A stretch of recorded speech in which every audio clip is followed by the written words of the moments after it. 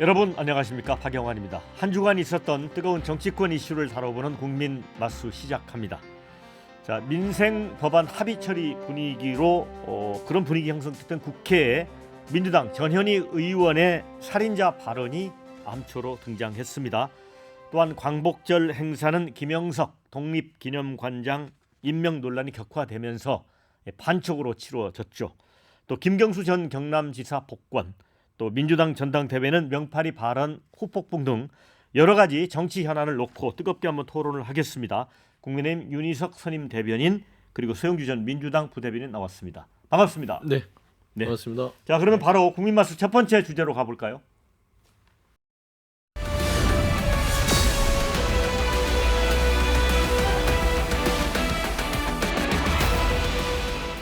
네, 광복절 79주년 행사가 반쪽으로 치러졌습니다. 이 광복의 진정한 의미는 이제 부강한 나라를 만들어서 다시는 이제 이 치욕을 되풀이하지 말자는 거 아니겠습니까? 그런데 뭐 나라가 갈기갈기 찢어졌습니다. 자, 소영주 부대변인, 네, 어떻게 생각합니까? 이거는 이제 대통령의 책임이라고 얘기하면 너무나 이제 뭐 귀에 못이 박힐 만큼 얘기한 거라서요.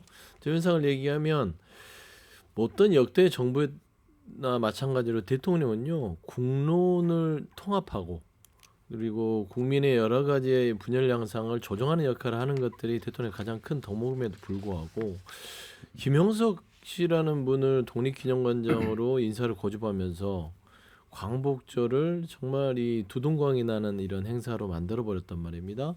거기에 대해서 누가 책임이 더 크냐의 문제라기보다는 이 광복절의 분열을까지 이 결정에 대해서 양보하지 않은 윤석열 대통령 무슨 생각이신지, 이게 정말 이 대한민국에서 역사 전쟁을 한번 시작하시려고 하는 것인지에 대해서는 상당히 큰 아쉬움으로 남는다, 그런 말씀드립니다. 네, 윤희석 네. 대변인, 그 김영석 독립관장과 관련해서 뉴라이트 성향이다 이렇게 주장을 합니다. 그런데 뉴라이트는 또 아니에요. 그리고 이제 건국절 관련해서도 대통령실에서도 건국절에 관련해서는 뭐 추진 움직임이 없다, 생각이 없다라고 했는데 왜 이렇게 문제가 되는 겁니까? 지금 정치 상황이 뭐 해방 직후 상황하고 다를 바가 없다고 봅니다. 어떤 자그마한 소재만 있으면 폭발력이 엄청나게 커질 수밖에 없는 상황이라서 김영석 독립기념관장 임명 관련해서도 이렇게까지 커질 일이냐는 개인적인 생각을 하는데 양상은 완전히 반으로 나뉘어 있지 않습니까? 이분에 대해서 뉴라이트라고 했다가 뉴라이트라고 보기엔 좀 무리가 있으니까 뉴라이트 성향이라고 좀 말씀하셨는데 그만큼 이분이 도대체 어떤 문제가 있냐고 정확히 짚기가 어려울 수가 있어요. 제가 봐도 이종찬 광복회장도 이번에 광복절 기념식에 참석 안 하시면서 뭐라고 그랬냐면 건국절 안 한다는 정부의 약속을 믿게 하려면 이 사람을 해임해야 된다, 이 얘기를 했잖아요. 근데 정부 약속을 안 믿겠다고 하면서 인사에 대해서 조치를 해달라는 것은 대단히 무리한 얘기다. 결론은 이분에 대한 문제 자그마한 것을 가지고 결국은 양쪽으로 나뉠 수밖에 없는 정치 상황을 그대로 보여준 상황이다. 뭐 그 정도로 해석을 일단 해야 되겠죠. 근데 김영석 씨 같은 게 뉴라이트의 성향을 가졌다라고 하는 것들은 이제 뉴라이트도 아니고 그런다고 해서 정통 어떤 이 독립운동가들이 인정하는 그런 또 정통 역사학자라고 보기도 쉽지 않아요. 저는 더 그게 문제라고 봅니다.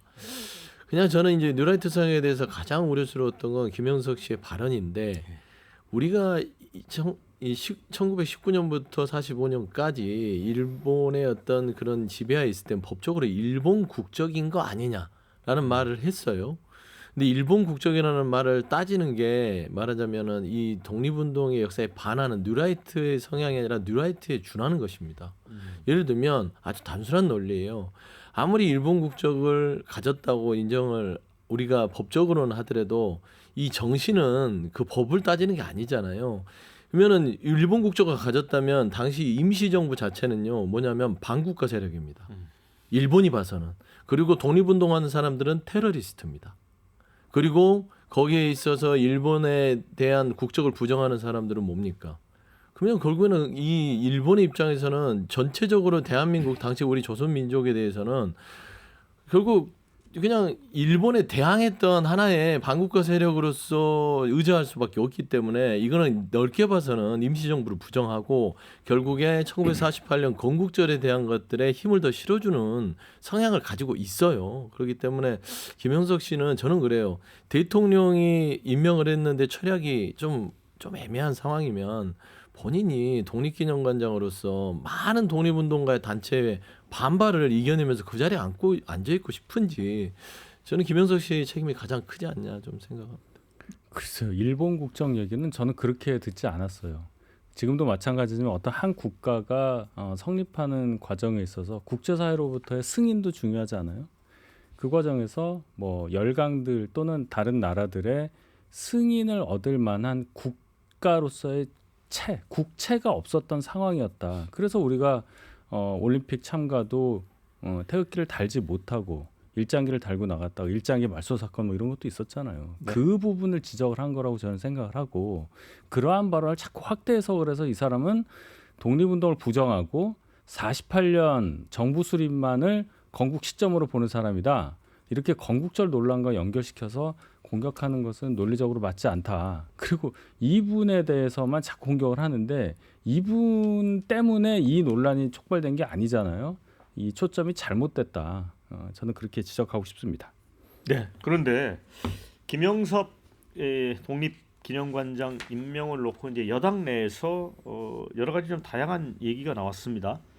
김용태 의원 같은 경우는 학자면 몰라도 기념관장으로는 좀 부적절한 게 아니냐 이런 소수 의견입니다.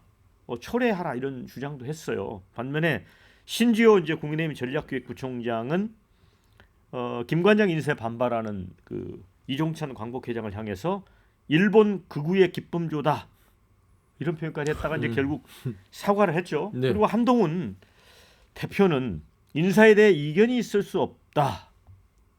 이런 입장입니다. 요 논란은 어떻게 보세요? 저는 그 한동훈 대표가 가장 최근에는 곤욕을 치르는 것 같아요. 전략기획부총장이 신지호 전 의원인데 이분은 대표적으로 뉴라이트입니다. 예. 뉴라이트라고 본인이 자임했고 활동을 많이 했기 때문에 뉴라이트 성향의 분이 지금 현재 윤석열 정부의 강북회장을 극우 일본의 뭐 기쁨조다 이렇게 얘기하는 거는 그건 한동훈 대표의 뜻과 같지 않냐라고 의지할 수 있거든요. 저는 사과로 끝낼 문제는 아니고 이번에 대한 어떤 조치가 필요하지 않냐라는 것이고 한동훈 대표도 이런 식으로 이 지금 역사 문제를 가지고 이 대한민국의 광복 이 경축사가 반쪽나는 시점에서 인사로 들어갈 게 아니라 정치적인 판단을 해줘야 될 거 아니에요. 그러면 신지호 부총장과 같은 의견인지 아니면 이 부분에 대해서는 다소 독립기념관장의 거치 문제는 국민의 눈높이에 맞지 않는다. 그러니까 좋아하시잖아요. 한동훈 대표. 민심, 국민의 눈높이. 근데 과연 이게 지금 현재 역사의 이 안에서의 뉴라이트냐 건국절 논란이 있다 없다 이런 부분들이 국민의 눈높이에 맞다고 생각하는 건지에 대해서 입장을 좀 밝혀주셨으면 좋을 것 같고요. 그다음에 금용태 의원뿐만 아니라 정광재 대변인도 그런 얘기를 했더라고요. 국민의힘에서 이 김영석 씨에 대한 거치는 본인 스스로 결정하는 게 맞지 않냐. 그래서 이 국민의힘 내부에서도 이런 입장이 있는데 당대표가 이거를 중간하게 얘기하는 것들 좀 별로 그렇게 국민들 눈높이에는 좀 신선하지 않아 보인다. 좀 그런 말씀드립니다. 정치권에서 여당 대표가 할 수 있는 대통령의 인사권 행사에 대해서 보일 수 있는 발언으로는 최대치로 말씀하신 거라고 생각합니다. 인사에 있어서 이견이 있을 수 없다. 그 얘기는 대통령의 인사권을 존중할 수밖에 없는 상황을 정확히 얘기한 거예요. 그런데 본인이 임명한 예를 들어서 신지호 전략기획부총장이 어떤 얘기를 했다고 해서 그 일일이 그 발언에 대해서 어떻게 생각하느냐, 그와 관련해서 당신 생각은 어떠냐, 여기까지 물어보면요. 지금 민주당에서도 여러분들이 말씀 많이 하시는데 일일이 그러면 당대표 또는 지금 당대표 없지만 뭐 예를 들어 당대표 직무대행이라든지 이런 분들한테 다 물어볼 겁니까? 그렇지는 않은 거고 그만큼 이 사안이 저희 내부에서도 여러 논란거리가 되는 건 사실입니다. 김용태 의원처럼 인사 철회를 주장하시는 분들도 있고 뭐 그럴 일이 있느냐 이렇게 생각하시는 분들도 있어요. 거기에 딱 정확히 얘기한 게 대통령의 인사권 존중받아야 하고 인사에 대해 이견이 있을 수 없다는 얘기, 이걸로 저의 입장이 정리됐다고 저는 생각합니다. 근데 이게 보면은 이 독립기념관장은 아마 이종천 강북회장과 좀 연결이 되면서 논쟁의 중심에 있던 것 같아요. 뉴라이트 성향이죠. 근데 뉴라이트 인사로 지금 역사와 관련된 사람들이 임명을 많이 했어요. 보시면은 저기 국사편찬위원장 뉴라이트 계열이고요. 동북아 역사재단. 그렇죠. 그다음 네. 동북아역사재단 이사장, 한국학중앙연구원 이사장 다 해요. 그다음에 통일부 장관도 뉴라이트입니다. 그다음에 지금 이번에 신원식 국가안보실장도 건국조를 주장하시는 분이고 본인 인사청문회에서 1948년 8월 15일을 건국이라고 본다고 주장했던 분이에요. 뉴라이트죠. 진실화해를 위한 과거사 정의위원장, 독립운동 훈격 국민공감위원. 그러니까 역사와 관련된 모든 주요한 보직 그 공직자 자리에요. 뉴라이트를 안 쳤어요. 거기에 플러스 독립기념관장. 여기는요. 행정 능력을 보는 게 아니라 역사관을 보는 곳인데 이 역사관 자체가 뉴라이트 성향이라고 얘기가 되고 있습니다. 그러면은 전반적으로 윤석열 대통령께서는 뉴라이트의 역사인식을 가진 국정운영을 하는 것인지 우려를 표할 수밖에 없죠. 그러니까 윤석열 정부의 광복회장 이종찬 회장께서 이렇게까지 반발하시는데 왜 이렇게 고집하시는지 정말 이 대한민국을 역사로 두 쪽 내시는지 계속 우려를 표할 수밖에 없는 겁니다. 그 논의의 초점을 이렇게 보시잖아요. 뉴라이트라는 것에 대해서 정확한 정의를 안 내린 상태에서 뉴라이트는 악이다 이렇게 놓고 그 성향을 갖고 있는 사람들을 건국절 관련한 발언 딱 하나로 정의를 한 다음에 그 다음에 그 사람들이 어디 임명돼 있다. 그런 식으로 이제 정부를 공격하는 거잖아요. 정부의 입장은 단호합니다. 건국절에 대해서 굉장히 걱정을 하시기 때문에 절대 건국절을 제정할 용의가 없다. 그럴 뜻이 없다. 그런 추진 방향 그런 거 없다. 분명히 얘기를 했어요. 그럼 아닌 겁니다. 그럼 아닌 거예요. 그러면 거기에 이제 임명된 사람들이 과거에 어떤 발언을 했기 때문에 뉴라이트가 아니냐 하는 얘기는 의미가 없는 얘기잖아요. 그렇죠? 대통령 뜻을 거슬러서 그분들이 건국절을 제정할 수가 있겠어요? 그게 아닌데 계속 이렇게 정치적인 얘기를 하는 거예요. 그리고 건국절 관련해서는 8월 15일이 45년의 의미가 있냐 48년의 의미가 있냐 이 얘기를 지금 하는 것은 말씀하신 대로 학술 학문의 영역이라고 생각을 해요. 그래서 어떤 분들은 절충을 해서 19년도 3.1운동 임시정부 수립으로 이어져서 건국이 시작이 됐고 건국이 완성된 것이 48년 8월 15일 정부 수립이다. 이렇게 이제 얘기하시는 분들이 있어요. 뭐 일견 논리적으로 괜찮다고 봅니다.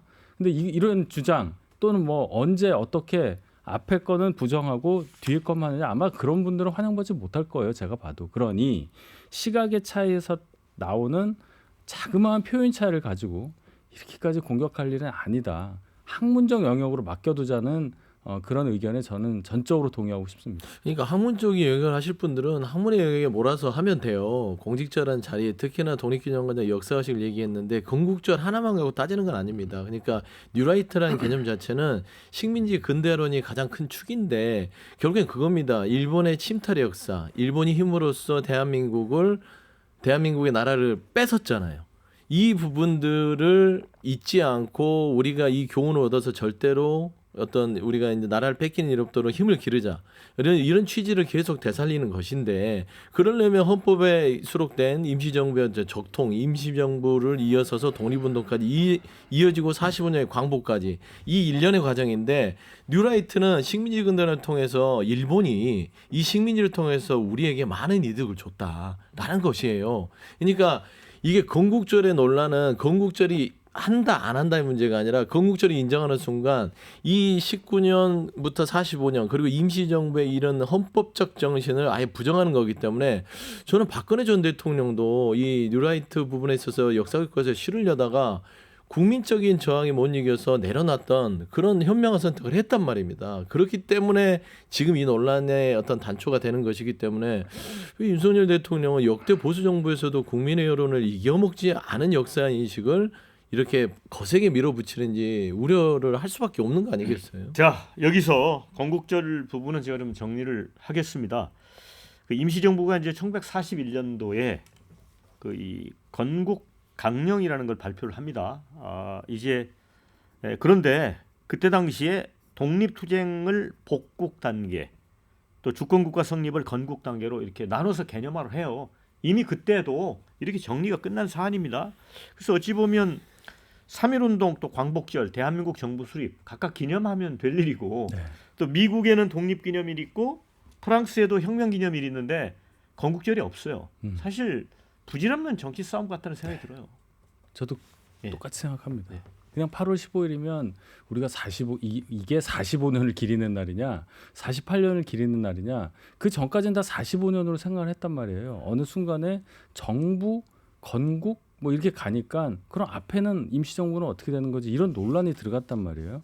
이럴 이유가 있느냐는 것이 제 생각이에요. 그러니까 이게 우리는 그렇게 받아들일 수 있어요. 조금 더 편하게. 뭐 그게 무슨 논란이에요. 48년 8월 15일은 45년 8월 15일은 8월 15일에 광복절의 의미만 되새기면 되는 거 아니냐라고 하는데 이게 독립유공자의 후손과 독립을 했던 분들의 자긍심과 어떤 그런 입장에서는 굉장히 민감한 문제여서 문제라는 겁니다. 그러니까 본인들은 본인의 선조들이 피를 흘려서 나라를 되찾는데 많은 역할을 했음에도 불구하고 당시에 48년인 45년을 부정해 버리면 그 본인들은 지금 일본의 그 반국가 세력의 인정을 받을 수밖에 없다고 생각하는 거예요. 그게 아니다. 우리는 19년도 임시정부부터 우리는 국적을 일본으로 가진 적이 없다. 이런 생각을 가지고 사신 분들이기 때문에 여기에 대한 어떤 좀 충분한 논의가 없이 인사들이 이루어지는 것들이 여기 반발까지 이르렀고 저는 대통령께서 이 부분은 정리를 해주셔야 된다고 봐요. 단순히 그냥 뭐 완전한 광복은 통일이 이루어져야만 가능하다 이 말로는 이 문제를 해결할 수는 없다 그렇게 생각합니다. 아니, 어제도 8.15 기념사에서 그 통일 독트린을 말씀하셨잖아요. 그 과정에 보면 3.1운동, 임시정부, 독립운동 이 과정에 근거한 정신에 기초해서 자유민주주의 통일국가를 만들자 이렇게 말씀하셨기 때문에 적어도 45년 이전에 있었던 독립운동 그리고 임시정부에 관련해서 정부가 어떻게 생각하는지는 명확히 드러냈다고 저는 봅니다. 맞습니다. 말씀은 맞는 말씀인데 행동이 이상하게 그걸 부정하는 사람들로 다 채웠다는 게 문제다. 그런 걸 지적하는 거죠. 예. 그런데 이제 KBS가 이제 공교롭게 광복절에 일본 국가 일본의 전통 복식 나오는 오페라 나비부인 이게 방송이 돼서 이제 부적절하다는 이제 비판이 있었습니다. 그런데 뭐 나비부인은 이제 푸치니 3대 오페라이고 보면 거기에 뭐 일본의 군국주의를 찬양하는 내용이 있는 게 아니고 그 게이샤와 이제 그 미국 해군 간의 사랑과 배신에 관한 이야기거든요. 근데 이런 걸 보면 우리가 너무 지금 79년이 지났는데 너무 친일 반일 프레임에 멈춰 있는 게 아니고 좀 반성적 차원에서 좀 이거 한번 검토를 해볼까요? 이렇게 뭐 흥분할 일은 아닌 것 같습니다만. 아니 흥분이 아니라요. 그러니까 이제 이게 국민 정서예요. 이제 우리가 여기서 개인적으로 판단할 문제는 아니라고 봅니다. 그러니까 일제 36년의 이 식민지 하에서 우리 국민들이 갖고 있는 일본에 대한 생각들. 중요한 거는 일본에 대한 생각이 막연히 그냥 미워하고 절대 우리가 일본하고는 뭐 겸상도 안 해야겠다 그런 감정들이 맞다는 건 아니에요. 발전적 관계로 가야 되죠. 중요한 건 일본의 태도입니다. 과연 일본이 이 우리 국민적인 이런 정서에 대해서 얼마만큼 부응을 했고 거기에 대해서 만족할 수준의 반성을 했는 태도를 보였냐? 아니잖아요. 위안부, 강제징용, 사도광산 이런 부분들까지 봤을 때 일본은 반성하지 않습니다. 야스쿠니 신사 참배 아직도 하고 있고요. 그 다음에 최근 들어서는 독도도 자기의 땅이라고 지금 우기를 참여해요. 그러니까 국민들이 봐서는 일본 하나도 안 변하는데 왜 이 정부는 일본에 대해서 그런 변화를 요구하지 않지라는 국민 정서에 있어서는 이거는 한치 양보도 있을 수는 없다. 이걸 양보하면 당연히 발전적으로 가야죠. 자 그런 점에서 윤희석 대변인 그 대통령의 그 8.15 통일 독트린 구상 8.15 경축사에서 일본에 대해서 일본의 과거사에 대해서 좀 따끔하게 언급이 한 대목도 없었다. 이 부분에 대해서 좀 비판을 받는 것 같습니다. 지난해에도 별로 없었습니다. 네. 그래서 똑같은 질문을 받았는데 그 일본의 과거사 반성하지 않는 부분 또 일본의 뭐 새롭게 발굴된 것에 대해서도 그렇고 입장 표명이 미지근한 부분에 대해서 왜 그 광복절 기념사에서 지적을 안 하느냐는 얘기도 방금 말씀하신 부분과 연결 지을 필요가 있어요. 일본이라는 나라를 대할 때 일본 전체를 대상으로 얘기하는 거 하고 일본 정부를 대해서 얘기하는 게 달라져야 된다고 저는 보는데 적어도 우리에게 계속 심리적으로 압박을 주고 정신적으로 피곤하게 하는 그 대상은 일본 정부와 일본 정부를 구성하는 그 우익 세력의 일부라고 저는 생각을 합니다. 많은 일본 국민들이 아직도 우리나라에 대해서 그런 감정을 갖고 있느냐. 물론 역사 교육의 문제로 인해서 정확히 식민지배 시절의 역사를 모르고 있다는 것도 알고 있지만 그 대다수의 일본 국민을 우리와의 우호 관계에 있어서 배제시키는 그러한 기념사 또는 발언이 우리 국가 원수를 통해서 나가는 것이 저는 전략적으로 잘 판단해야 될 지점이라고 봐요. 이게 어떤 의미를 갖냐면 어제도 보면 뭐 푸치니 오페라 나비 부인 KBS에서 방송된 것도 공교롭게 8월 15일이었다. 어제 야구 경기장에도 그런 일이 있었어요. 잠실 야구장을 홈으로 쓰는 한 구단에 일본 선수가 뛰고 있는데 항상 외국인 선수가 1군에 있을 때는 속해 있는 나라의 국기를 계속 개양을 한단 말이에요. 봤더니 과거에 8.15 날에도 일본 선수들이 있었을 때가 있으니까 잠실 야구장에 계속 일장기가 걸려 있었다는 거예요. 근데 왜 올해 시간이 더 지났는데도 결국 어제 오후 2시에 그 일장기를 내렸어요. 자, 우리가 지금 어떠한 상황에서 이걸 대처하고 있느냐. 냉정하게 잘 판단해야 할 지점이 이 부분이다. 말씀하신 광복절 기념사에서 왜 일본을 세게 일본에 대해서 혼내주지 않았냐는 얘기도 어떤 차원에서 그걸 해야 하고 그걸 했을 때 어떤 상황이 있느냐 이것까지 고려한 후에 논의해야 될 사항이라고 저는 생각합니다. 네, 자, 반론 한 1분 정도 듣고 네. 다음 주제로 가겠습니다. 아니 우리가 늘 많이 배웠잖아요. 역사를 잊지 않아야만 미래가 있다. 역사를 잊은 민족의 미래가 없다라고 얘기를 하신 우리 독립운동가께서 계시는데 그 차원인 것 같아요. 그러니까 일본 국민들을 적대화하자는 건 아니죠. 일본 정부의 태도가 전향적으로 그리고 윤석열 정부가 일본과의 미래를 위해서 손을 내밀고 많은 것을 양보했다면 일본 정부가 변해야 될 거 아닙니까? 근데 이 일본의 어떤 36년의 일제 강점기에 대한 태도들을 전혀 반성하지 않는데 왜 그거를 왜 얘기하지 않지? 그거는 당연한 국민들의 어떤 의문사항인 것 같아요. 최수원 광복절의 기념사에서는 그 역사에 대해서 한 번쯤은 되짚고 가는 것들이 그렇게 부담스럽거나 좀 말하자면 치욕적인 건 아니지 않을까라는 측면에서는 아쉬움이 많이 남는다 말씀드립니다. 네, 이제 두 번째 주제로 가도록 하겠습니다.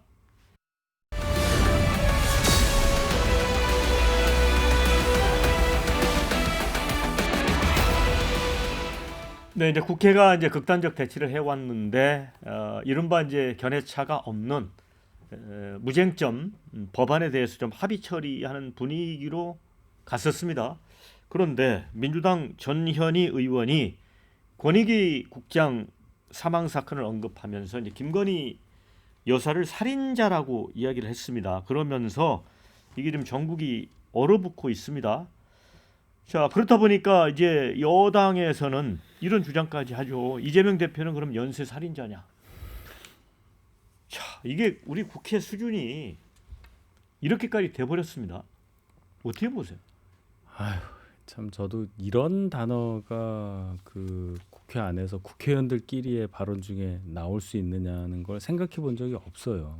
그래서 동영상을 뭐 보기 싫어도 볼 수밖에 없어서 봤는데 일단 전현희 의원이 굉장히 본인이 권익위원장을 지냈기 때문에 아마도 이 이슈에 대해서 더 민감하게 반응할 수는 있었다고는 보지만 대통령의 배우자에 대해서 그 단어를 쓰고 살인자라는 단어를 썼다는 것에 대해서는 본인도 아마 다시 그 시간으로 돌린다면 안 했을 거라고 봅니다. 제가 그 정도만 얘기를 하고 대통령 가족에 대해서 의원이 말을 할 수 있는 수준에 대해서 우리가 다시 한번 생각해 봐야 안 된다 하고 근데 이제 저희 당에서도 그러면은 이재명 대표에 대해서는 이재명 대표 논란이 여러 가지가 있었는데 기소된 건도 많고요. 이상하게 그 관련된 분들이 극단적인 선택을 많이 했었다. 한 5명 정도 되는 걸로 알고 있는데 그걸 빗대서 또 똑같이 그 앞에 연쇄까지 붙어가지고 얘기하는 거 저는 적절하지 않다고 생각합니다. 아무리 같은 당이지만 말에도 격이 있는 건데 이건 굉장히 심한 것이다. 다시는 듣고 싶지 않은 단어죠. 서영주 대변인. 네. 뭐 그런 단어들은 국민적인 눈높이를 생각해야 돼요. 정치인들은 공인이고 선출이 국민들에 의해서 됐기 때문에 단어 선택은 신중해야 됨이 맞고요. 제가 봐서는 전현희 의원이 그 송석준 의원과의 여러 가지 경론 가운데서 감정이 북받쳐서 네. 툭 튀어나왔어요. 적절하지 않은 단어가 나온 것이죠. 그래서 그런 부분들은 즉시로 유감 표명을 했다면, 그리고 덧붙여서 발언이 좀 과했다.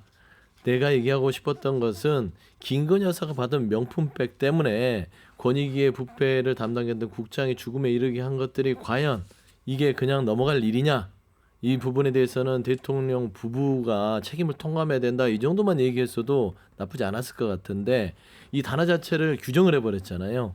그러니까 물론 뭐 전두환 살인마라는 얘기를 많이 하잖아요. 근데 전두환이 따지고 보면 발포를 해서 살인마라고 한 건 아니지만 그 차원은 좀 다르고요. 그다음에 말씀한 대로 그거에 또 빗대서 논평을 연쇄살인마를 야당 대표라고 규정을 하면 결국엔 감정적으로 입법부가 더 흐르지 않겠습니까?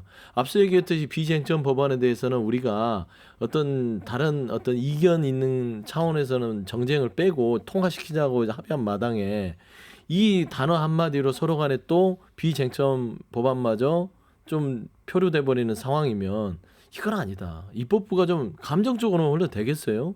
할 일은 하고 이 부분은 서로 송석준 의원도 이 도발한 부분이 있기 때문에 서로 간에 유감 표명을 하고 여기서 감정을 내려놓고 좀 부적절한 부분들은 좀 단박에 좀 유감 표명을 하고 하는 것들이 훨씬 더 이 국회 정상화에 도움이 될 것이라고 생각합니다. 유감 표명은요. 그런 말을 들은 사람이 마음에 차지 않아서 하는 말이에요. 그런 말을 한 사람은 유감을 표명하는 게 아니라 사과를 하는 거예요. 사과를 해야 될 얘기입니다. 뭐 뜨뜻미지근한 그 유감 표명을 자꾸 뜨뜻미지근한 약화된 사과라고 얘기하는데 그게 아니라는 말이에요.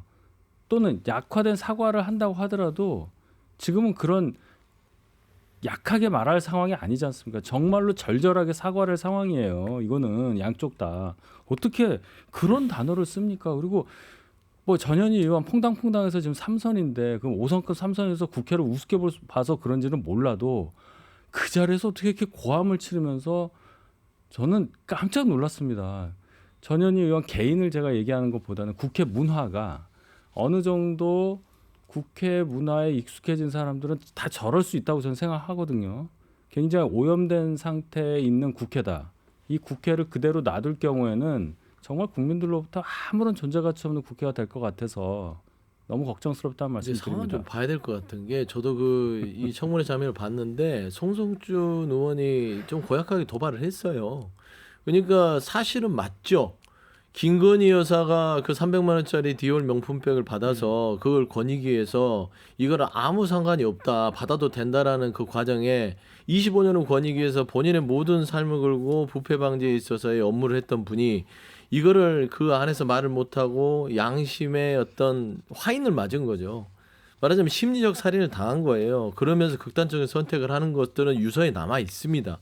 도저히 납득할 수 없는 상황 속에서 본인의 자괴감이 죽음에 이르게 했다는 것들이 남아 있기 때문에 김건희 여사가 그 명품백을 대통령 부인이 아니었다면 과연 이런 결론에 도달했을까라는 차원에서는 그렇게 따지면 대통령과 대통령 부인, 대통령실은 이 권익위 국장의 죽음에 최소 사과는 아니더라도 유감 표명이라도 해야 되는데 본인에 대해서 살인자라는 말에 대해서는 그렇게 기분이 나쁘면서 어떻게 본인이 책임질 일에 대해서는 책임을 지지 않는지, 그렇기 때문에 저는 뭐 절절한 사과까지는 인정할 수가 없다는 것이고, 송석준 의원도 그래요. 전현희 의원이 본인이 권익위원장 하면서 데리고 있던 국장의 죽음에 감정이입이 돼서 나름대로의 좀 거친 언사를 하고 했더니 당신은 책임 없냐. 당신이 전 권익위원장 할 때 업무적으로 여러 가지로 부담을 줘서 죽음에 이르게 하는 부분도 있었다는 식의 도발을 하니 결국엔 그렇게 됐기 때문에 저는 이게 뭐 절절한 사과까지는 누구한테 해야 되는지는 모르겠으나 유감 표명 정도면 저는 충분하다고 봅니다. 유감은 그게 아니라니까요. 듣는 사람이 하는 말이라고요. 아니, 유감이 약화된 사과가 아니에요. 근데 김건희 여사한테 사과할 일은 아닌 것 같아요. 아니 제 얘기, 제가 그 얘기는 안 했죠. 네. 김건희 여사한테 사과라는 얘기가 아니에요. 그런 단어를 써서 국민들에게 충격을 안겨준 부분에 대해서 사과를 해야죠. 그러니까 아무리 도발을 했다고 해도 제가 좀 얘기를 할게요. 말을 하는데 선이 있잖아요. 제가 서영주 대변인하고 방송을 많이 하지만 네. 서로 기분이 나쁜 부분이 있어도 다 지키지 않습니까? 근데 그런 단어를 썼다는 거는 기본적으로 나는 그렇게 말을 해도 된다는 잠재의식이 있기 때문에 그런 게 나온 거라고 저는 본단 말이에요.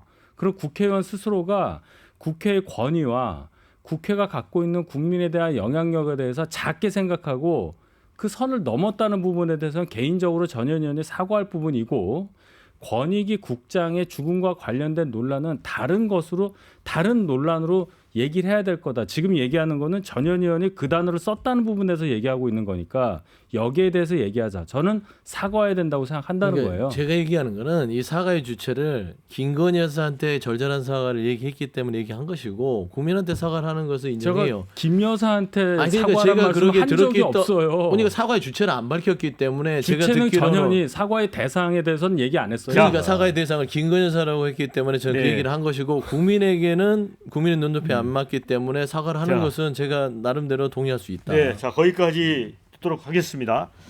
자 그런데 이제 김경수 전 경남지사가 이제 복권이 됐습니다. 그래서 이제 차기 대선에 출마할 수 있게 됐습니다. 그래서 이제 뭔가 차기 대권 구도에 여러 가지 이제 변수가 될 것 같습니다. 그런데 한동훈 대표는 명시적으로 이제 반대 입장을 표했습니다. 그런데 이 전현희 의원의 살인자 발언으로 마치 이 당하고 대통령실이 좀 갈등 구조에 있었는데 그게 좀 해소되는 측면도 있습니다. 그렇죠. 이게 갑자기 저희 당, 이게 평가가 그래요. 약간 이 복권 관련한 입장 차이가 있어서 의원들 간에도 생각이 좀 다르고 이런 분위기였는데, 전현희 의원의 이 센 발언으로 인해서 하나로 뭉치게 되는 계기를 또 민주당에서 줬다, 이런 평가가 있다는 말씀이에요. 이걸 뭐 좋다고 얘기한 건 아닙니다.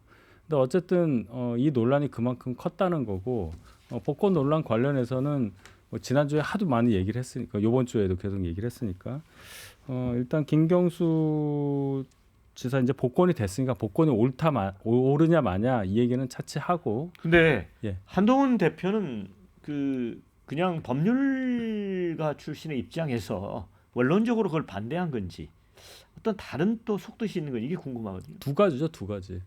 법률가 입장에서 입장을 표명한 것은 반성을 하지 않고 이 범죄 자체가 민주주의 파괴에 해당하는 굉장히 안 좋은 범죄다. 그 얘기가 이제 하나 있었고, 두 번째는 당 대표로서 네. 당원들이 대단히 반대하고 있고 네. 또 당원이 아니시라 하더라도 국민들께서 이 복권에 대해서 굉장히 반대하는 의견들이 많다.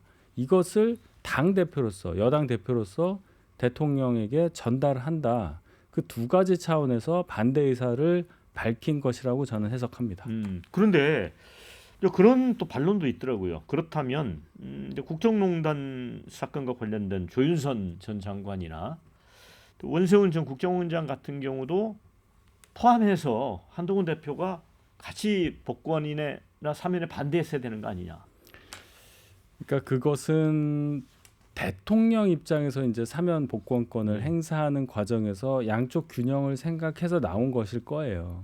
그러면 당 대표 입장에서는 어떻게 저희 당 관련한 것에 대해서 어떤 의견을 표명하느냐, 그 부분에 한계가 있을 수 있기 때문에 적어도 김경수 건, 특히 이 건은 김경수 전 지사 건은 한동훈 대표가 법무부 장관 시절에 실무적으로 다뤘던 주무부처 장관이잖아요.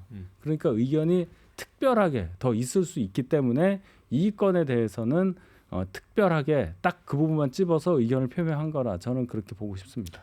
서영주 대변인은 네. 이 한동훈 대표가 김경수 복권에 이렇게 명시적으로 반대했던 네. 그런 어떤 정치적인 이유도 있다고 봅니까? 정치적이죠. 어떤 뭐 이걸 측면에서 그렇죠? 법률가적으로 판단한 건 하나도 없을 거라고 봅니다. 어떤 측면에서 그렇죠? 아니, 첫 번째를 보면은 그 워딩 자체도 그래요. 김경수 전 지사만 딱 찍어서 얘기해요. 민주주의 파괴범이라고. 네. 민주주의 파괴범 투성입니다. 조윤선 장관, 뭐 현기환까지는 아니고 거기는 뇌물범이니까요. 원세훈 전 국정원장은요, 국정원 직원을 활용해서 댓글 조작했어요. 여론 조작. 거기는 민주주의를 폭파시켰어요. 그러면 그렇게 따지면은, 그러니까 아예 정치 발언을 할 것 같으면 이 싸잡아서 말씀한 대로 이런 부분에 있어서 대통령의 사면 복권은 것들은 좀 제한되지 않겠냐라고 하는 것들이 본인이 향후 미래 권력으로서의 맞는 얘기인데, 김경수 지사만 딱 찍어서 얘기했단 말입니다. 반성하지 않는다. 반성 수없이 했어요. 김경수 지사 올 때마다 송구하다. 국민 여러분께 죄송한 마음이다. 그리고 조용하게 본인의 역할을 하겠다. 이번에도 입장문에서 복권되고 나서 죄송하다. 반대의 입장도 충분히 가슴에 안고 역할을 고민하겠다. 반성만 하고 있는데 뭘 반성을 안 해요. 결국에는 조금 걸리적거리는 상대를 왜 용산에서 보냈느냐라는 그 의중에 대해서 불쾌감을 토로했다고 보고요. 그다음에 두 번째는 뭐냐면 지금 팬덤에 취했어요. 예. 그러니까 63%의 당신 민심을 존중한다고 하지만 결국에 정치인이라는 것은 보면 당원 게시판에 많은 당원과 그 보수 지지층이 이건 안 된다 하면은 그냥 그대로 이건 안 됩니다라고 할 겁니까? 판단해야죠. 본인의 판단이 없는 지도자는 그건 지도자의 자격이 없는 것입니다. 아무리 민심과 당심이 많은 부분을 요구한다 하더라도 이 부분이 그 부분에 있어서의 많은 조합들 속에서 이건 아니다 했을 때는 거기에 대해서 나름대로 조율 능력이 있어야 되는데 그냥 대통령의 고유 권한인 사면복권에 대해서 반대 의견을 하면서 입지가 좁아져 버린 것들은 결국에는 조금 좀 이번에 이 정치한 지 얼마 안 돼서 좀 미숙함을 드러낸 거 아니냐고 저는 판단될 수밖에 없습니다. 그래서 이제 일각에서는 김경수 전 지사 사면 후에 친문재인계와 손잡는 식의 정계 개편 이게 여권에서 나올 수 있는 게 아니냐 이런 주장도 하는데 이게 좀 가능성이 있는 얘기예요. 그러니까 여권에서 친문 계열과 손을 잡고 정계 개편을 한다. 그거는 뭐 상상은 할 수 있죠. 뭐 예. 정계 개편 충분히 생각할 수 있고 뭐 구상은 할 수 있겠는데 현실적으로 가능한가에 대해서는 아마 이거라고 생각해요. 윤석열 대통령이 문재인 정부에서 검찰총장이 됐기 때문에 그 관계를 보면 얼마 전에도 뭐 박영선, 양정철 이런 분들 이름이 거론되면서 논란이 좀 됐었던 적이 있잖아요. 그래서 정치적으로 그분들과 가까울 수 있으니 아마도 이재명의 민주당과 맞서기 위한 어떤 세력을 구축하기 위해서 그럴 수 있다는 얘기가 있는데 현재로서 제가 볼 땐 가능성이 뭐가 없잖아요. 없다. 뭐가 저기 예. 짧게 그러니까 여기도 피카소들이 하는 예. 얘기죠. 예. 추상을 쓰는 거예요. 이게 어떻게 정기 개편이 가능합니까? 중요한 거는 윤석열 대통령이 정기 개편을 할 만한 지금 상황도 아닐 뿐더러 당사자인 김경수 전 지사가 그런 생각이 없는데 어떻게 당사자들이 다 생각이 없는데 정기 개편이 됩니까? 예. 말도 안 되는 소리다. 자 마지막 세 번째 주제로 가보겠습니다.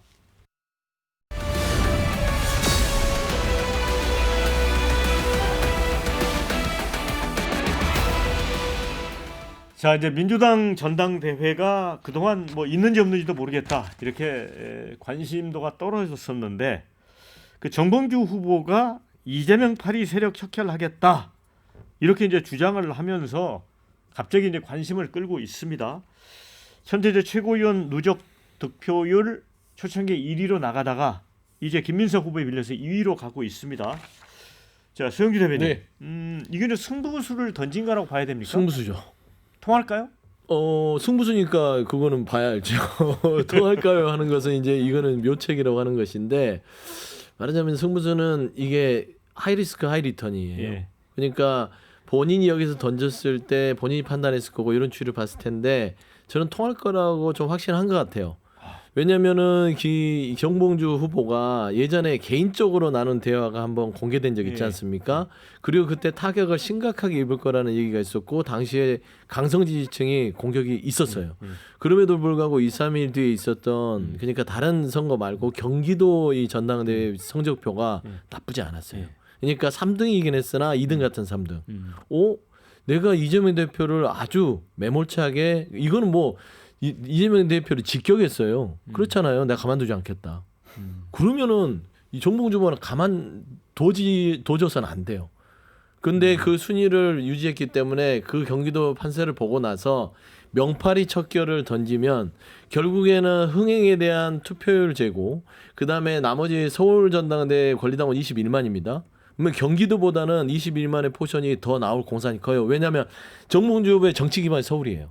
또 여론조사도 있잖아요. 여론조사도 그다음에 대의원 투표 14%, 예. 여론조사 30%예요. 근데 44%의 포지션에서 정봉주 후보의 인지도와 지금의 어떤 이슈 파이팅이라면 충분히 내가 2등에서 안착하면서 1등도 노려볼 수 있다. 그런 판단한 것 같습니다. 윤희석 대변인은 그러면 수석 최고위원 목표를 달성할 수 있을 것 같습니까? 정봉주 예. 후보가요. 그건 좀 어려워 보여요. 어려워요. 예. 아무리 그 해도 이재명 대표가 탁 찍은 김민석 의원이 수석되는데 큰 어려움은 없어 보이고 이미 숫자가 그렇게 나와 있고 1등은 어렵지만 1등에 비견될 만한 성과를 거둔 최고위원이 될 거다. 정봉주 의원은 이제 뭐 등수는 의미가 없고 이제 제가 관심 가는 거는 이분이 민주당 최고위원회 일원이 됐을 때 과연 어떤 일들이 민주당 최고위원회에서 일주일에 3번씩 예. 벌어지겠느냐 그 점을 기대하는 거죠. 민주당은 듣자 하니 뭐 합의제라고 해서 만장일치제처럼 운영이 된다고 관행처럼, 들었어요. 예, 최고위원 운영이 회의가. 되죠. 예. 거기서 본인이 뭔가를 보여주겠다고 공언을 하고 있으니까 정봉주 의원이 정치 경력 20년 넘었잖아요. 그런 차원에서 어떻게 민주당에서 활약을 할지 기대해 보겠습니다. 근데 정봉주 후보 자체가 이 정치 스타일이요. 지금 세게 나가도요. 또 급변해요. 가면 이재명 대표한테 각을 세우기보다는 예. 지금의 이 기자회견의 입장문을 보면 됩니다. 명팔이 척결. 예. 그러니까 내가 진짜 이재명을 이 대권을 잡게 해줄 사람이지 옆에서 윤석열 정부가 제대로 싸우지 못하면서 이재명 대표에 칭송하고 옆에서 말하자면 기쁨조 노릇을 하는 사람들은 이재명 대표를 도우는 게 아니다라는 메시지는 나올 공산이 커요. 주변 사람을 아마 공격할 공산이 큽니다. 근데 이재명 대표를 직격해서 이재명 대표는 이렇게 하지 마세요, 이렇게 하지 마세요, 이렇게 할 공산은 매우 희박하다. 그래서 저는 이재명 대표를 지키는 가장 선봉장을 자임할 공산이 크기 때문에 그렇게 불협화음은 크게 나타나진 않을 것 같아요. 근데 우리가 원래 누구 파리를 한다 그러면 실제로는 그분을 좋아하거나 지지하지 않는데 지지하는 것처럼 위장해서 한다는 뜻이 있는데 정봉주 후보 보면 어떤 분들은 가장 이재명 파리를 많이 하는 거 아니냐라는 이야기하는 사람도 있어요. 예, 파리라는 예. 단어를 그렇게 정의를 하시면 예. 지금 서영주 대변인이 말씀하신 것처럼 정봉주 의원이 그렇게 한다면 정봉주 의원이 이재명 파리가 되는 거예요. 속으로는 이재명 대표를 결코 지지하지 않을 거라고 저는 생각합니다. 예. 그동안의 발언의 궤적을 예. 보면. 근데 들어가서 이재명 대표 대통령 만든 거 선봉을 쓰겠다면 그거야말로 이재명 팔이죠. 그런 거 아니에요? 예. 그런 모습을 보고 싶어요, 저는. 어떻게 그러니까, 되고 있을지. 아니 그런 모습을 보고 싶겠지만 그런 모습이 안 될 게 보통 그렇잖아요. 정치라는 거 우리가 논의할 때 그 어떤 사람의 흠뻑 빠져서 인물에 대해서 어떤 그 매력 때문에 이게 충성을 하는 경우가 있으나 대부분 보면 이분이 나중에 미래 권력으로서 성장 가능성이 있기 때문에 본인의 정치 상황과 정치의 미래와 이런 걸 계산해서 같이 가는 경우가 정치예요. 그런 경우가 많고요. 저는 그런 의미로 따졌을 때는 파리가 과연 싫은데 간다? 그러면은 모든 여야를 막론하고 다 파리하는 거예요. 윤석열 대통령 주변에 있는 사람 윤석열 대통령 좋아서 그 옆에 있겠어요? 무슨 본인도 말씀이세요? 예를 들면 입시인의 양명을 위해서 그냥 가는 거예요. 그러면 파리죠. 근데 지금 정봉주가 말하는 파리는 정확합니다. 기자회견 입장문을 보면 자기는 변함없이 이재명 대표를 존경하고 애정한다. 하지만 이 이재명 대표의 옆에서 그냥 딸랑거리는 사람들이 이재명 대표를 망친다는 거예요. 이재명 대표는 계파도 없고 혼자 뭐 묵묵히 국민만 보고 왔던 사람인데 이런 사람을 이상하게 변하게 만든 건 옆에서 명팔이했던 사람이다. 그러니까 두 가지라니까요. 윤석열 정부하고 전투력 잘 싸우는 전투력 높은 사람이 이재명 대표 옆에 있어야지 전투력은 하나도 없으면서 옆에서 이재명 대표 멋있습니다. 이재명 대표 최고예요. 이재명 대표만이 오직 유일한 후보입니다. 민주당의 희망입니다. 이렇게 하는 사람은 이재명 대표한테 필요 없다는 얘기를 하는 거예요. 그러니까 결국엔 윤석열 정부의 전투력이 평가의 대상이 돼야 된다라는 주장이기 때문에 이게 이재명 대표가 각을 세울 부분은 아니다. 그 전투력 하다가 국회가 이 모양이 됐잖아요. 뭐 그건 이제 정봉주 후보가 알아서 할 일이죠. 아니 그러니까 그런 주장을 하는 게 이 시대에 안 맞다는 얘기예요. 국민들이 국회에서 싸우는 거 보고 싶어 하는 게 아니지 않습니까? 근데 그거를 주장하면서 민주당 최고위원이 될 테니 앞으로 어떻게 그걸 실천할지 제가 기대가 되는데 그게 좋다는 뜻은 아닙니다. 한번 보고 싶다. 어떻게 하는지 궁금하다 이 얘기고 네. 그런 식으로 당대표 위주로 이 최고위원이라는 사람들이 당대표의 부하라고 생각하는 그런 모습이 보여서 안타깝다는 거예요. 왜? 본인들은 최고위원 선거를 하고 있잖아요. 이재명 대표가 거기 후보는 아니에요. 이건 대표 후보잖아요. 이분은. 자기들끼리 당의 정체성이라든지 앞으로 당의 방향, 당의 뭐 집권 플랜 뭐 이런 얘기하면서 가야 되는데 이재명 전 대표는 대표 선거도 하고 최고위원 선거도 하고 여러 개를 하고 있는 느낌이 들어서 그게 안타까워 보여요. 이런 전당대회 처음 봤습니다, 진짜. 네, 그래서 지금 이제 권리 당원들의 눈치를 좀 최고위원 후보들이 많이 보는 것 같습니다. 이제 순위가 이제 왔다 갔다 하고 있잖아요. 김병주 후보 같은 경우는 지금 이제 3등으로 다시 치고 올라왔는데 제가 볼 때는 국민의힘에 대해서 정신 나간이라는 표현을 쓴 것도 무관하지 않다고 보이고요. 또 앞서 우리가 잠깐 언급을 했지만 전현희 의원의 살인자 발언도 최고위원 선거용 전략 아니겠느냐라는 생각도 들거든요. 아니 저는 좀 개인적으로 판단하기로는 네. 이게 의도된 발언은 아니에요. 이 영상을 보면 좀 흥분했어요. 감정적으로 굉장히 흥분해서 막 송원석 후보한테 일어나서 막 사태질 하면서 이렇게 얘기 나온 말의 끝자락에 나오거든요. 그러니까 이게 의도치 않게 본인의 선거에 전략적으로 영향을 미치게 되는 상황이 됐다라고. 근데 결국은 그 선거 전략 차원에서는 잘한 건가요? 아니 결과적으로는 당내 선거에서는 강성 지지층의 표를 얻을 만한 상황이죠. 댓글들도 네. 그렇고 응원 메시지도 달리니까요. 네. 근데 김병주 후보는 의도적으로 하신 것 같고, 아니 그냥 냉정히 판단하는 겁니다. 근데 지금 이제 아까 전당대회가 이게 최고위원 선거와 당대표 선거가 이게 뭐 구분도 안 되고 이거 이재명 대표가 다 하는 거 아니냐 이런 선거 처음 본다고 했는데 그럴 때가 있어요. 그러니까 당이 연임 대표를 맞이하는 상황도 굉장히 생경한 상황이고 강성 지지층의 투표율과 집중도가 높고 강성 지지층에서 순위가 갈리기 때문에 잘 팔리는 걸 팔아야 돼요. 근데 지금 잘 팔리는 게 이재명 대표밖에 없습니다. 그러니까 여기 최고위원들이 잘 팔리는 이재명을 팔아야지 다른 거를 팔았다가는 순위 안에 들지도 못하고 팔다 하더라도 그 자체도 저 순위 밖으로 밀리는 사람들이 있잖아요. 그래서 지금 이런 뭐 여러 가지 이 민주당 내 상황들을 그렇게 뭐 비판적이고 이해할 수 없는 상황으로 볼 수는 있으나 정치 상황이란 게 늘 또 뭐 늘 일률적이지는 않다. 전현희 후보가 이제 6위잖아요. 네. 당선권 바뀐데 어떻게 좀 변화가 있을까요? 그러니까 지금 보면 4등, 5등 두 자리를 놓고 세 분이 싸우는 그 상황이잖아요. 한준호, 이현주, 전현희. 근데 전현희 의원하고 이현주 의원 차이가 거의 없어 보여요. 그러니까 이제 딱 여기서 서울에서 이제 뒤집겠다 뭐 이럴 전략도 있는데 뭐 일부러 이 최고위원 선거 때문에 전현희 의원이 그랬다고까지는 저는 보지 않습니다만은 그만큼 이 민주당 정치 상황, 전당대회 상황에 대해서 많은 해석이 나올 만큼 이상해서 그런 겁니다. 투표율이 30%도 안 나와요. 20%, 25%도 안 나오는 걸로 저는 알고 있어요. 그러면 한 4분의 3은 투표를 안 해요. 4분의 3의 생각은 아무도 모릅니다. 딴 생각하고 있을 수도 있어요. 그분은 4분의 1 정도 되는 분만 가지고선 이렇게 세게 발언하면서 전당대회를 한들 나머지 지지자와 당원들의 마음을 오롯이 대표할 수 있느냐, 이 방향이 맞느냐, 이 노선이 맞느냐는 고민을 새 민주당 지도부에서 분명히 해야 될 거고 이 결과에 대한 해석도 좀 더 엄중하게 해야 될 필요가 있다. 제3자 입장에서는 그런 지적을 한번 해볼 수 있는 상황은 충분히 된다. 민주당 상황. 걱정된다. 이 말씀 드리겠습니다. 아니 뭐 저도 뭐 그런 우려들이 있어요. 투표율이 좀 낮고 그다음에 이제 권리당원 투표였고요. 여론조사랑 저 대의원 투표까지 하면 상당히 높아질 공산이 크고 정봉주 후보가 투표율을 높이는 효과를 분명히 가져왔어요. 그다음에 좀 보면 4, 5, 6인데 전현희 의원은 제 생각에는 5등 위로 올라갈 공산이 큽니다. 예, 발언도 발언이고요. 경기도에서 한준호, 이현주 의원은 경기도 기반이에요.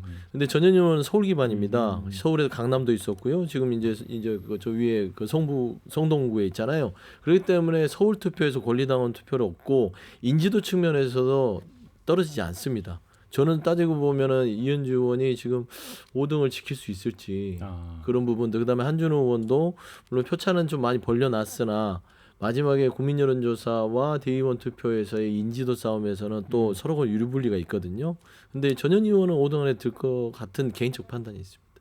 이현주 후보가 좀 강경하고 센 발언을 할 가능성도 있어 보이네요. 이현주 의원 근데 좀 오락가락했잖아요 중간에. 잘못 그러니까 민주당 주류 이 분들에게 좀 귀에 거슬릴 만한 발언했다가 또 취소하고 뭐 이재명 대표가 뭐 지시했다 이런 것에 대해서 저도 굳이 순위를 매기라면 이현주 의원 좀 위험해 보이긴 해요. 근데 어쨌든 누가 되시던 간에 민주당이 이렇게 이재명이라는 분에 대한 생각으로 일치 단결해 가는 정봉주 의원은 좀 다르지만 이런 모습은 결코 민주당에 도움이 되지 않는다는 거를 제3자적 입장에서 계속 지적하고 싶은 마음뿐입니다. 네, 자 이제 마무리할 시간이 됐습니다. 그런데 사실 뭐 얼마 전에 있었던 국민의힘 당대표 전당대회도 뭐 문자를 읽고 씹었다. 또 내부 총질 거의 뭐 내전 상황을 방불케 한. 그렇죠. 전당대회가 다 사실은 그렇습니다. 뭐 민주당을 비판할 뭐 처지도 아닌 것 같아요. 국민의힘도 뭐 국민들이 잘 판단할 것 같고요. 이제 마무리가 될 것 같아서 한 40초나 50초씩 마무리 말씀 듣도록 하겠습니다. 먼저 최영규 대변인. 집권여당부터 해야 되는 거 아니에요? 아니 먼저 하세요. 뭐 일단은 저는 그렇습니다. 이번에 광복 경축사의 반쪽짜리 이 경축 기념식에 너무 마음이 아팠습니다. 그러니까 전 그렇습니다. 대통령께서 여러 가지 생각이 있겠지만 대한민국을 좀 소중히 다뤄줬으면 좋겠다. 그리고 여러 가지 국민의 민생도 잘 보듬어야 되지만 역사는 5년짜리 정권의 것이 아니에요. 역사는 이 대한민국의 오랫동안 많은 선조의 피와 땀으로 만들어낸 역사이기 때문에 역사 자체는 함부로가 아니라 그냥 아주 소중하고 아주 귀하게 다뤄줬으면 하는 바람이다. 그런 말씀드립니다. 네. 그 우리 지금 국민들이 살고 있는 이 시대에 전혀 경험하지 못한 일들이 계속 이어지고 있어요. 여름이 이렇게 더운 적도 없었고 광복절 관련해서 이렇게 찢어진 적도 해방 후에 정말 있었느냐. 그다음에 국회 안의 상황도 보면은 도대체 이게 몇 년째 계속되고 있는데 들어서는 안 될 단어까지 나오고 이런 상황들에서 국민들께서 너무너무 짜증내 하시고 괴로워하고 계신다는 것을 적어도 여의도에서 정치하시는 분들은 특별히 알아야 한다. 이걸 무시하면은 다 버림받게 돼요. 다 버림받게 되면 결국 국민들이 또 뭔가 하실 겁니다. 그게 뭔지는 잘 아실 테니 그 전에 회초리 맞기 전에 정신 차리고 잘 해야 한다. 양당 공히 그래야 한다는 말씀을 다시 한번 강조하고 싶습니다.